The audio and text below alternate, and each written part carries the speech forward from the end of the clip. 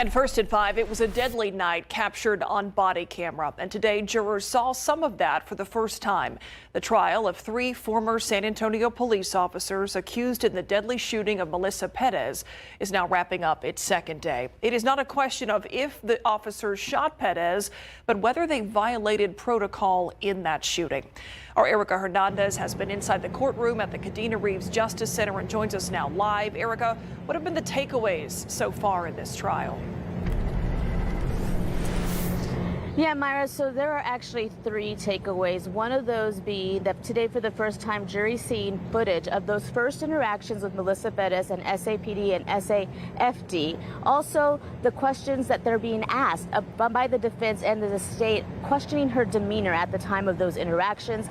And finally, this trial is moving slowly. But I want to get to those first points, 2 points right off the bat here, Myra. Back on June 23rd, 2023, Perez had cut the fire alarm system to her apartment complex. San Antonio Fire Department was first to arrive and videotape their interaction with Perez.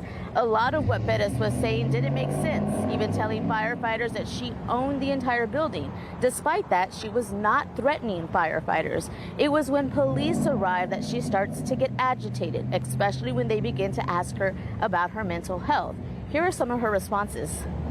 Don't disrespect me. Say your opinion when somebody comes to talk to me. You ain't got mental problems. You ain't got no work. Let's go.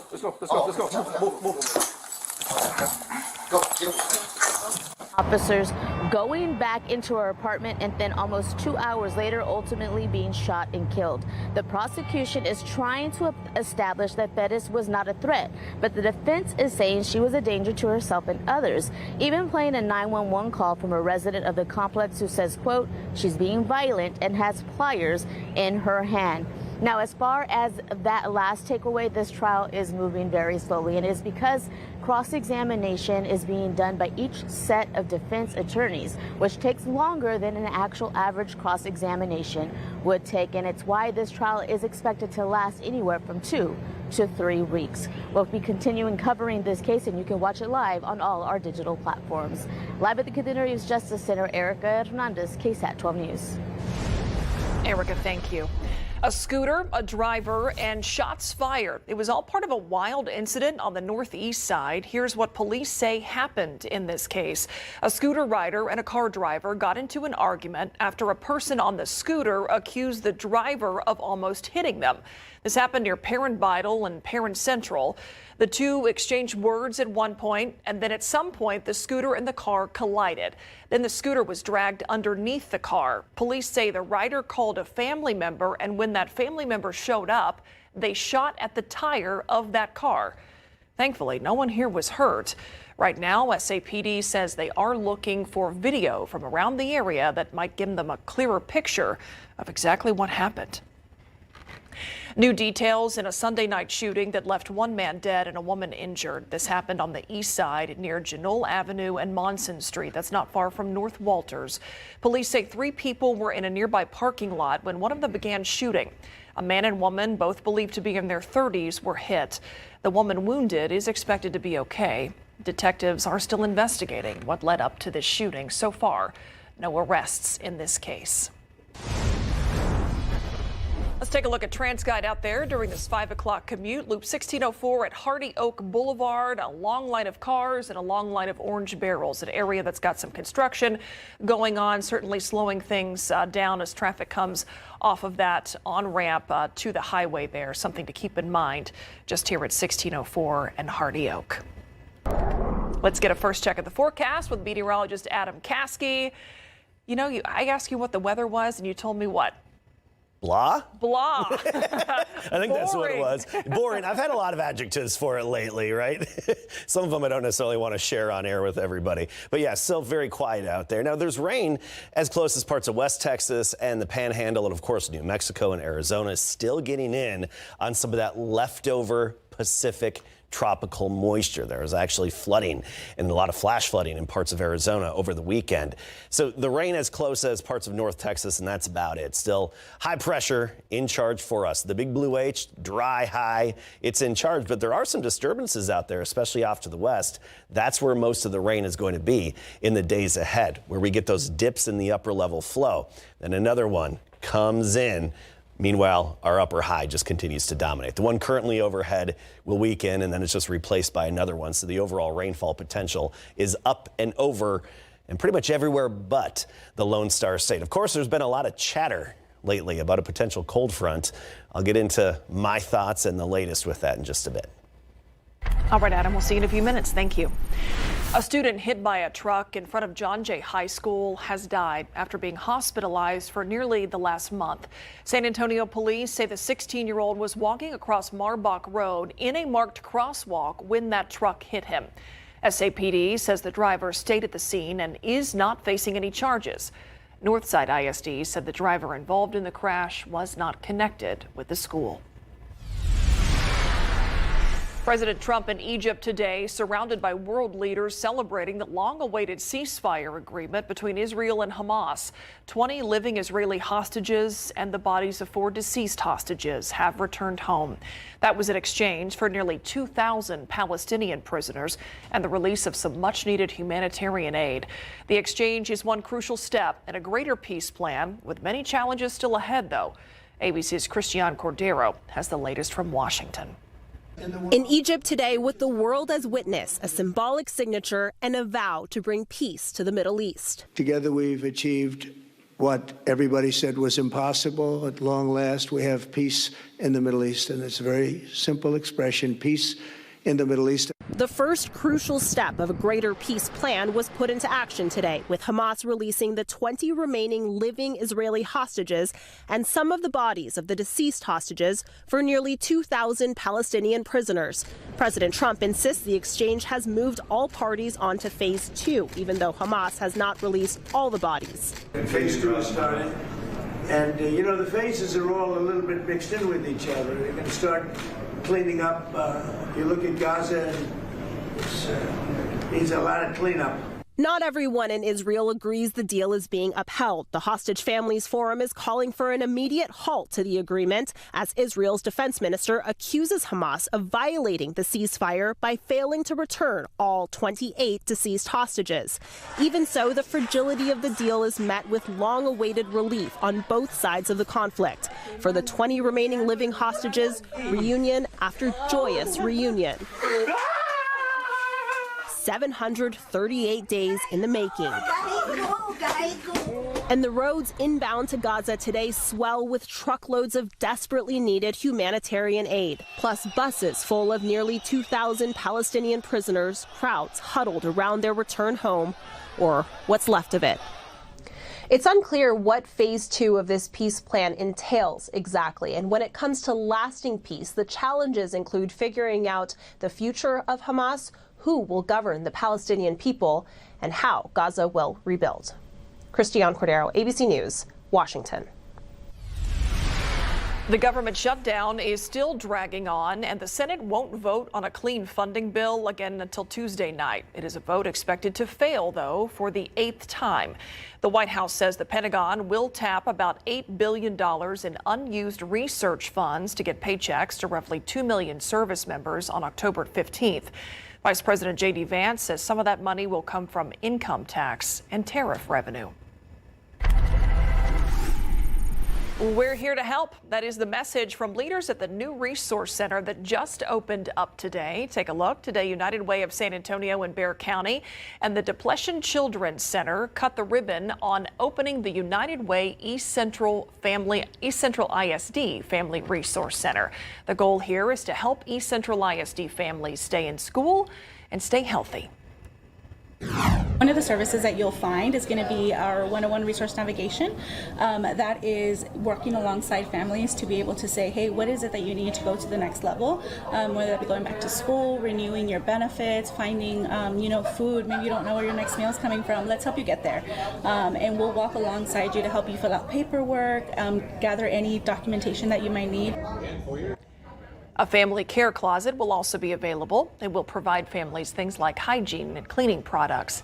This facility is the second center that United Way has opened here in San Antonio. If your dream is to attend a public college or university in Texas this week, take advantage of a new law aimed at helping future students apply for a whole lot less. How you can save some money as you take that first step. Plus, it is Breast Cancer Awareness Month, and coming up, we hear from a survivor who says her mission in life now is to end this disease. How she plans to do that, next.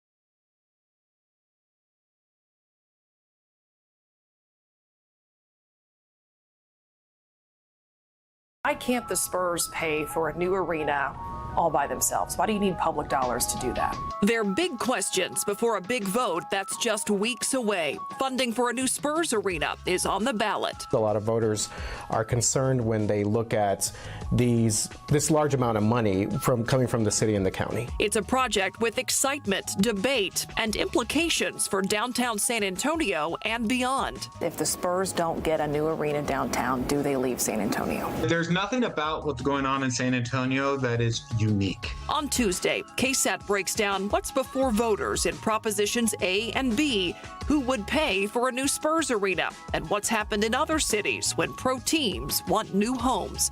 It's Tuesday at 6:30 p.m. This Saturday, thousands will gather at SeaWorld San Antonio for the More Than Pink Walk. The annual event is aimed at raising funds and awareness about breast cancer, the most common cancer in women in Texas. Our Stephania Jimenez spoke with a woman who survived the disease and is now on a bigger mission to end breast cancer. Meet Laurel Pointer and look closely at her T-shirt. Not just anyone could wear it. It's exclusively for breast cancer survivors. It's a sense of power for me.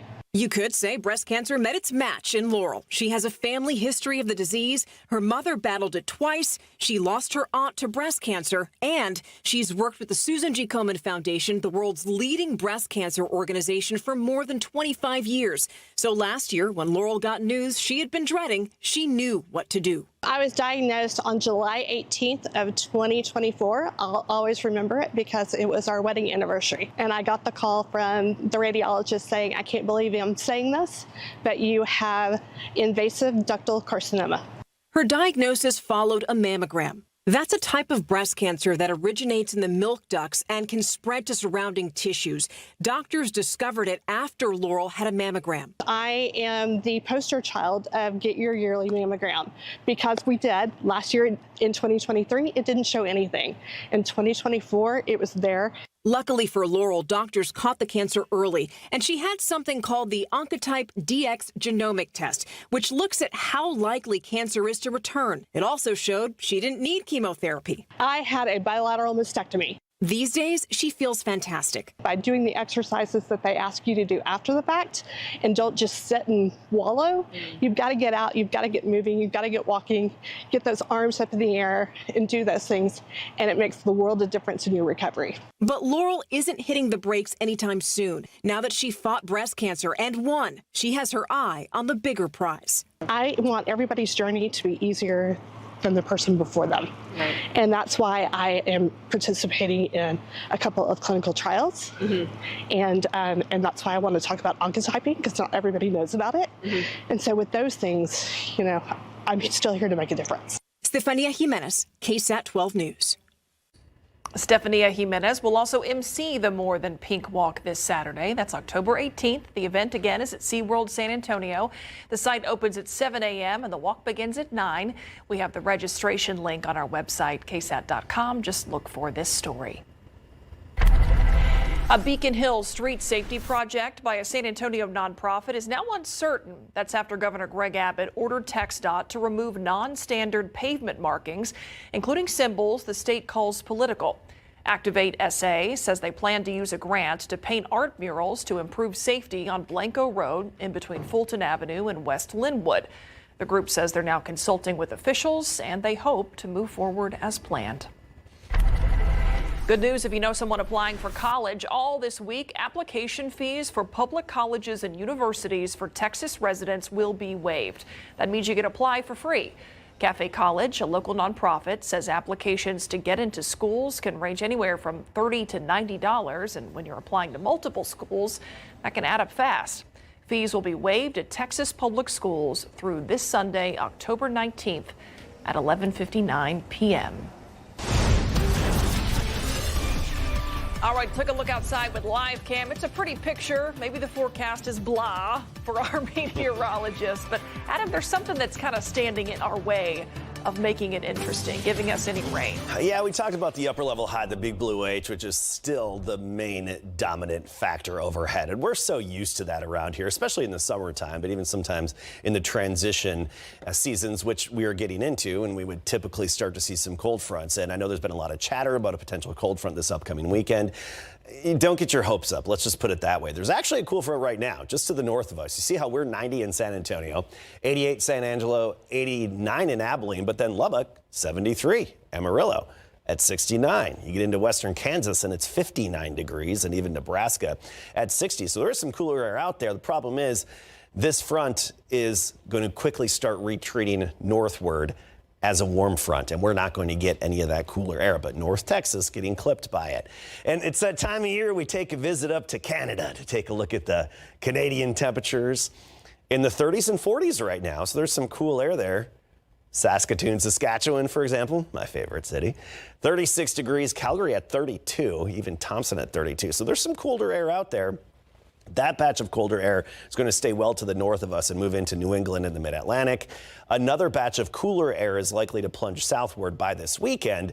And yeah, we'll probably get clipped by that weak front, but I think the bulk of the cooler air and the noticeable changes will be too far to the north. Now, obviously, this can change a lot between now and then. We're trying to predict a cold front that hasn't even developed yet. It's not even a front yet, so it's still fairly far away meteorologically speaking, but don't get your hopes up. I think more than anything, this would just reset the humidity again this upcoming weekend. So here's a forecast for temperatures. Afternoon highs right near 90. Give or take a few degrees. Saturday, even 92. Should that weak front move through, it'd probably be at some point Saturday, possibly into early Sunday, but still Sunday we're anticipating 90, and morning temperatures not changing much either. Average high is 83. We're going to be way above that, near 90 and in the low 90s in the days ahead. Right now we're at 89 after a high of 90, but here's the key. Dew point of 54. That gives us the beautiful evenings and sunsets out there. So dew points in the 50s. This is what makes the above average temperature and the unseasonable warm temperatures just a lot more bearable. Of course, in the sun, it's hot out there, but if you can find shade, it feels much better because of the lack of mugginess. Maybe a little hint of humidity for part of Saturday. Otherwise, we're generally going to stay in that pleasant category for dew points and humidity in the days ahead. But notice how this computer model has that little drop on Sunday. That's a result of that weak cool front that's likely to pay us a visit, resetting the humidity, but probably not impacting temperatures much, if at all. At least that's the way it looks right now. Check back in for updates, but don't get your hopes too high. 85 at 7 o'clock. By 9 o'clock, we're at 79 degrees right now. 85 Leon Springs, 92 Del Rio, 92 Schertz, Lavernia 92, and Bulverde at 87. And tomorrow morning, we start the day again, low to mid 60s. 65 in town, 60 Bernie, 63 Castroville, Converse at 63. Then by noon, we're at 82, 90 for the high temperature again. A lot of sunshine and a lack of mugginess. 89 in Rio Medina tomorrow, 92 Seguin, and 93 in Floresville. Then it's basically just copy paste. If we're lucky, we could see a 10% chance of a shower by Saturday, Sunday, but don't get your hopes up for that. By the way, this picture was taken back in April of a SpaceX rocket that had launched. There is a launch within the next hour. We're going to talk more about this and if we could possibly see something from it at 6. All right, cool. Thank you, Adam. All right, Larry joining us now in the studio. Larry, the Spurs in Indiana tonight. Yeah, they're going to get ready to take on the Pacers here shortly after 6 o'clock, about 40 minutes away. So the last game, it was Dylan Harper who made his preseason debut. Tonight, Stephon Castle will play for the Silver and Black. And in the American League Championship Series, Bryce Miller from New Braunfels is your Game 1 winner. Coming up.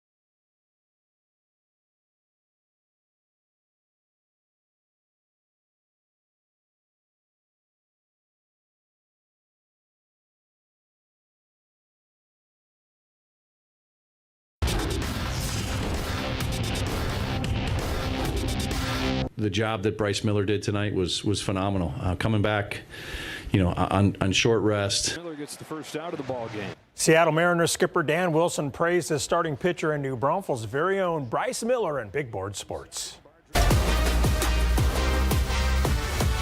The undefeated San Antonio Spurs will continue preseason play tonight at the Indiana Pacers. Friday night, the Spurs 134-130 OT win against the Jazz. Rookie Dylan Harper made his preseason debut, and he scored 9 points with 3 assists in 18 minutes, and he played alley-oop with Victor Wembanyama. Tonight, Stephon Castle will make his preseason debut after sitting out with a bruised knee. Super excited. It's always good to be on the court. So, yeah, I was on the sideline, got to watch for a couple games, but feel good to be back, though. What have you seen from the team so far while you've been on the sideline, and how excited are you for the season? Our ability to find ways to win games, no matter who's in at the end of the game. The last time we played, they were playing their starting group. We playing like our third group. We still find a way to win. So, just being able to add to that. The Pacers will host the Spurs tonight at 6. Then Indy will come to town to play the Spurs on Friday. Seattle Mariners pitcher Bryce Miller started Game 1 of the American League Championship Series yesterday on short rest, and he came through for his ball club. After giving up a leadoff homer on the first pitch to George Springer, Miller settled down and went 6 innings, allowing 2 hits, 1 run with 3 Ks and 3 walks. The New Braunfels High School alum earned the win in the Mariners' 3-1 Game 1 victory. I was going out there, just letting it rip till they came out and got me. So, after I came in and looked and had 27 pitches in the first, I was like, we're gonna have to figure it out here. So, and then after that, it was like 6 pitches, 8 pitches, a lot of short innings, and felt like I was rolling after that. So, everything felt really good, really fresh. Was getting ahead, attacking, and it's a recipe for success. Game 2 in the ALCS is underway, and at last check, the Mariners and Blue Jays, they were tied at 3 after 3 innings. The NLCS gets underway tonight with the Dodgers at the Brewers. We'll be right back.